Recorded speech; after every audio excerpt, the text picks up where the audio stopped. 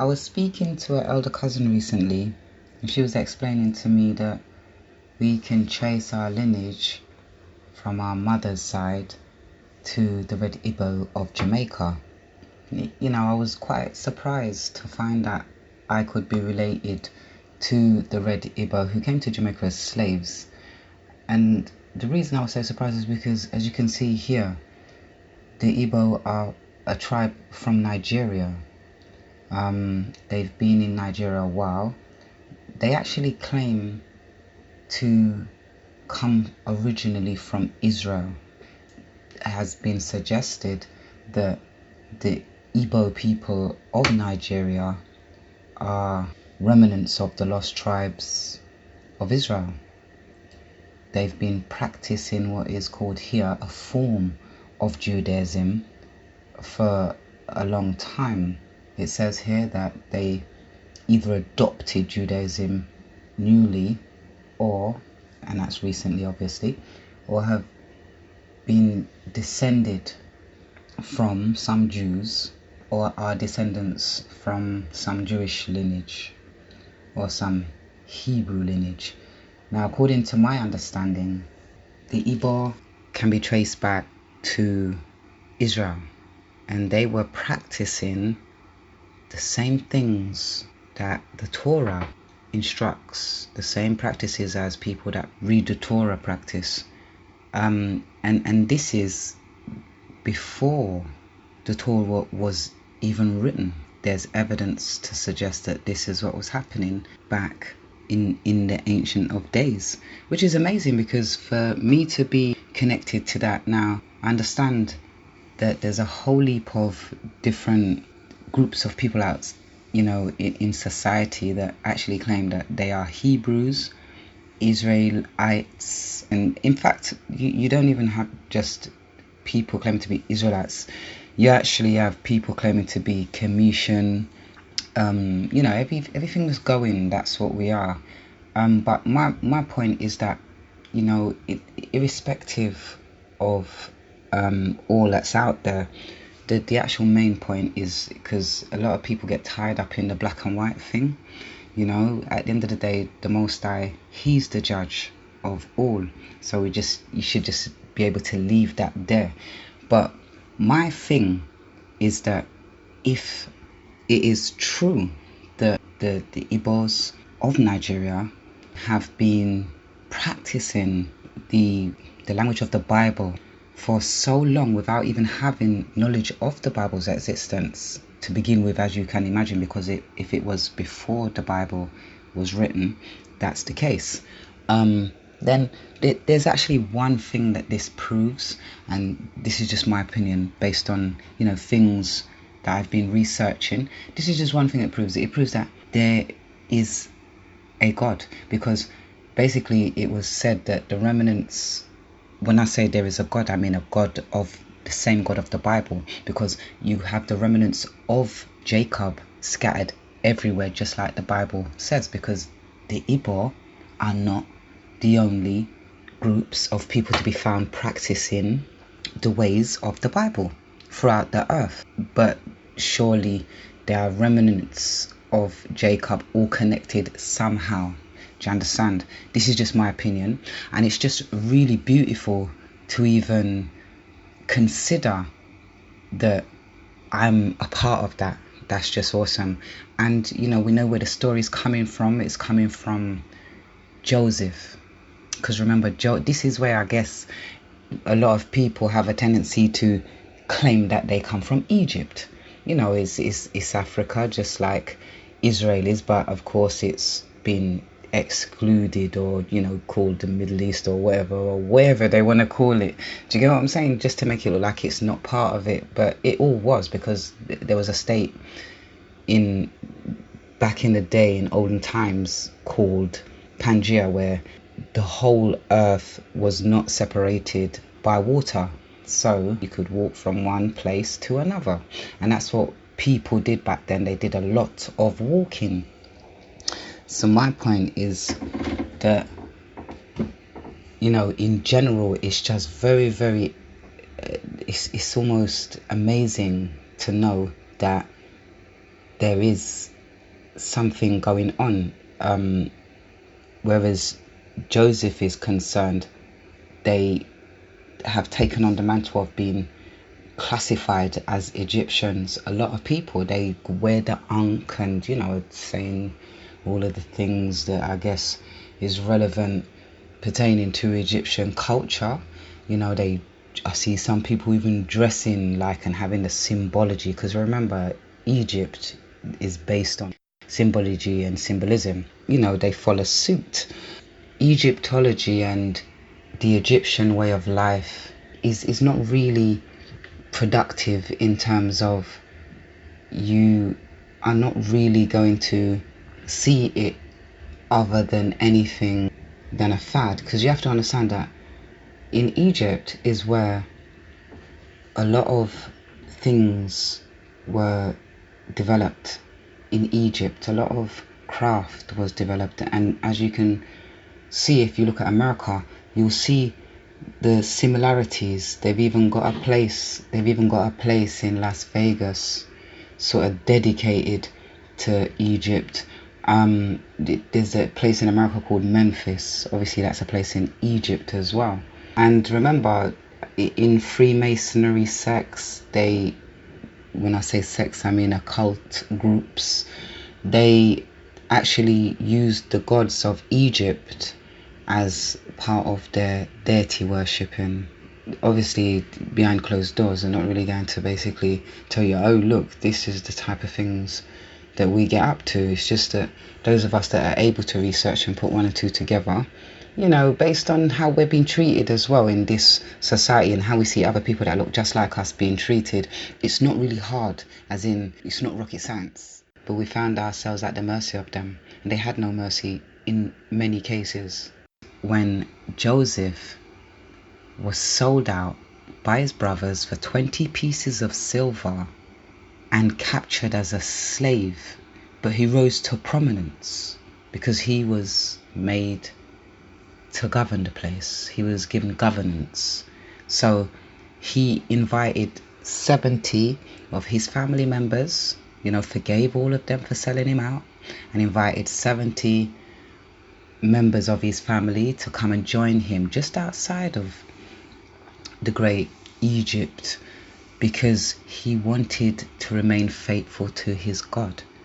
So that small trickling of people over years turned into millions of people, and hence the exodus of we as children of the people out of Egypt, if I might include myself. I remember Moses, who was a Hebrew really by birth, was raised in Egypt, who led the remnant out of Egypt. So when we came out of Egypt, hence the curse. We began to follow and worship other gods, Canaanite gods. So the Most High cursed us. And because he cursed us, this is why a lot of the remnants of Israel are found in suffrage, as the Bible predicted. We're finding that in most places that have a high population of darker skinned people, there is much poverty to accompany the amount of people. So they are subdued under poverty, and sometimes it just seems as though it's deliberately put there. But then, if you really do understand the biblical accounts, you will understand that it's not even a conspiracy to keep them there, but it is a curse because of their disobedience. And once they decide to come back to the Most High and decide that they're going to follow his rule and law, I'm sure that things will change. But this has to happen on such a mass scale that it's going to be virtually impossible, because remember the saying, many were called but the chosen were few. So it's only going to be a very tiny remnant that actually make it in. So you're going to have a lot of people confusing a lot of people. You're going to have a lot of snake oil sellers and dealers out there, and whatever their craft is, that is what you're going to be seeing before your eyes. You're going to have a lot of people. You're going to have soldiers for the Most High as well, good, strong soldiers, but you're going to see the fight that even they get in this time, and we do understand that, you know, everyone in Egypt originally were very dark skinned, because when Joseph went, and this, it says this in the Bible, when Joseph met his brothers who were suffering and starving from Israel, when they came into Egypt, they couldn't recognize him. Even though he was dressed up like an Egyptian, they couldn't recognize him. And the reason they couldn't recognize him, because everybody else was black. Well, when I say black, obviously the term black should be used cautiously. Everybody was melanated, you know, they had like a darker skin, you know. And as I said, I'm not buying into this black white rubbish that I see people trying to push. Oh, the white man's the devil, the white man's the devil. This is what I said. You have a lot of Hebrew Israelites out there, and I do admire the fact that they appreciate the fact that, you know, they are connected to the book or to the Most High. I appreciate that. But when they're going to come with the white man is the devil, and they're going to want me to sing that song, then they sort of jeopardize my place in creation, because I'm not here to hate people, you understand? And then you've got the same, on the other hand, you have a set of white groups that will tell you, you know, that black people are niggers or negros or whatever they deem us as. In fact, back in their texts, in some books that can be found, they described us as Negroes, and Negroes were the actual Hebrews. Yeah. And if you see, they describe us as Negroes separate from Africans, you know, because it's a long-winded story about the children of Noah. You have Ham, you have Shem, you have Japhet. Japhet is who the Asiatic people, that group, allegedly come from. And the Hamites, they claim that all black people come from Ham. We don't. We, if we are to claim that we are from the line of Abraham, had to have come through Shem.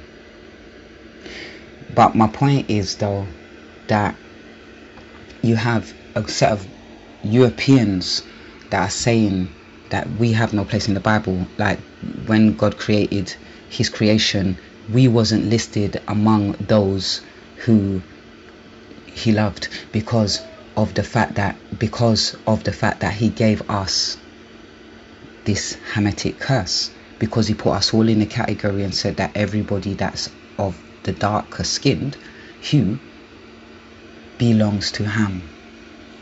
You know, and I'm not saying that there are not Hamites, because in Africa to be found is a lot of Hamites, but also in Africa, scattered everywhere, there are those same Negro Hebrews. Yeah. So it's a delight for me to now have found out that I am actually a Hebrew. What a joy, mate. What a joy. So what am I going to do with this information? Well, I'm going to do the same thing that I normally do. I'm going to worship the God of creation, the God of the Bible, the God of Israel, the God of Abraham, Isaac, and Jacob. Yeah. And remember, this same God is the God of Esau. Now, Esau is who they call the devil. They call that the white man. But then, you know, even in the biblical accounts, it says that Jacob and Esau, even though Esau is upset because he claims that Jacob stole his birthright, but they towards the end, because they are brothers coming from the same womb, and they were twins, they made up, you know, so they lived in love. So I don't understand how people are deliberately turning us against each other, knowing that while we are there busy fighting a war of race, somebody is somewhere, you know, benefiting from this distraction and creating problems for us to face at some later stage and date. So, you know, it's just some more food for thought. Yeah, what does it mean to you? Let me know. Being a Hebrew, if you found that that's what you are. You know, I've got to also look at this chart that a lot of these American Israelite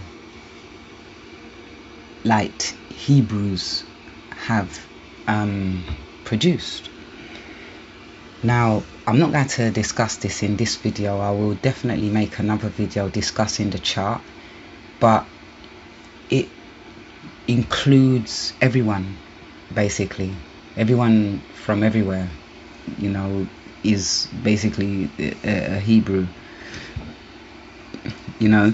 And I'm not saying that they're not, but a lot of Hebrews have to have been grafted in initially. I mean, the original bloodline had to have been those who were found to have been practicing the ways of the Torah from before the Torah was even written. Now, I ain't got a problem, and nobody should have a problem with Hebrews that are Hebrews through the process of implanting, grafting, like the olive tree. I haven't got a problem with it, and nobody should have a problem with it, because if they are sincere and they love the Most High, see, the thing is, there's going to be an effort, and everybody knows this. It's not rocket science, because they show us this every day, and this effort will be to introduce some false strange god, you know, into our world. But the problem with that, and I believe that, you know, it's got a connection to the book of Revelation, is that if you are not willing to serve this God which they have chosen for us to serve, and remember, there's only one God that could exist outside of the God of the Bible, and it's not really a God, it's some malfunction, which is Lucifer, the fallen angel, Satan. You understand? Now, they're going to make it that if you're not willing to cooperate and, you know, indulge, there's going to be punishments. So, you know, everybody got to get themselves prepped up for what's to come, because these people ain't playing with us. Worse, like how now I know the reason, because apparently everywhere the Hebrew has been on earth, I'm talking about the original Hebrew has been on earth, they have sought after us and damaged us in whatever ways they could, but we still managed to survive because we are the remnant of Israel. Now, the thing is, I'm not blaming them, and this is what everybody's caught up doing. These people are the devil, where they took us into slavery. Yes, they did, but I ain't here to point fingers, because that's long gone and dusted, even though we learned enough from it. I'm looking at it as it's part of what we're supposed to go through as the tribulation. So we can't really screw, that's my point. They're wicked people. How could you enslave another man?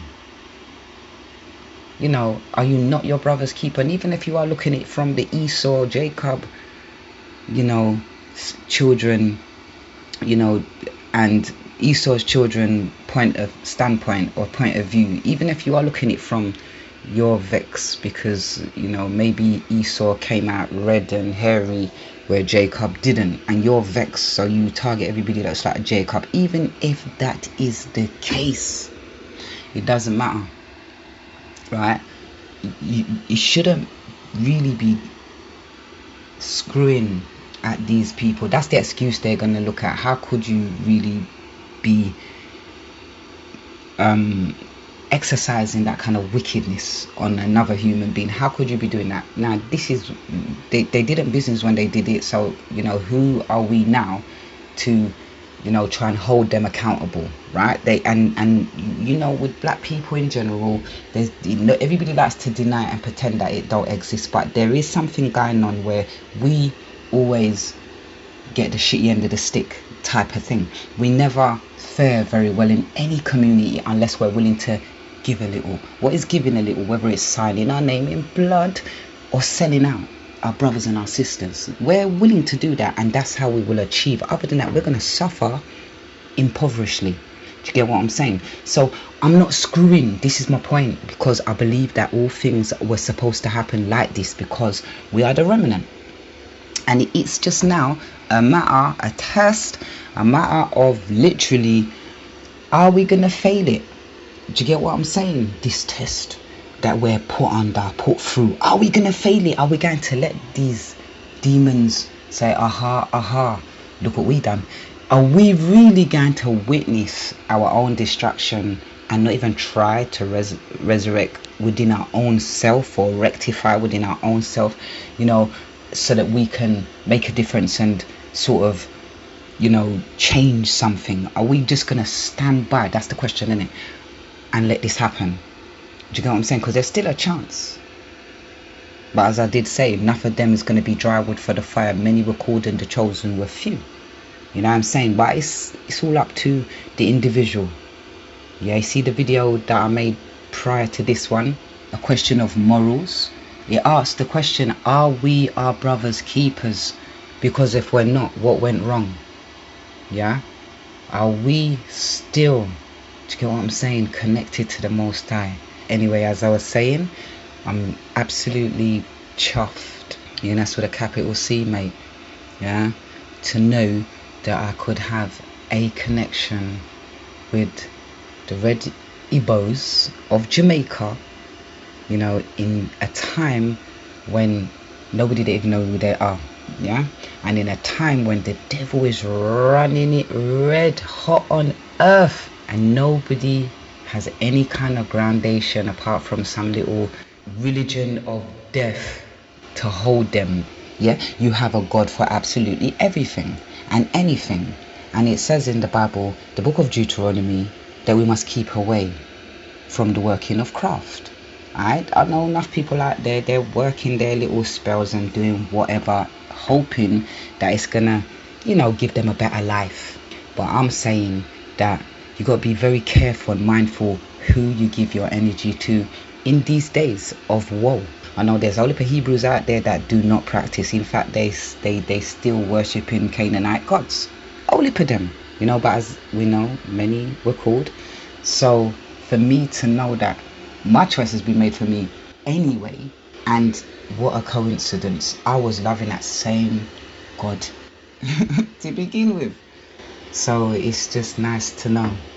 Anyway, peace and love to the next video.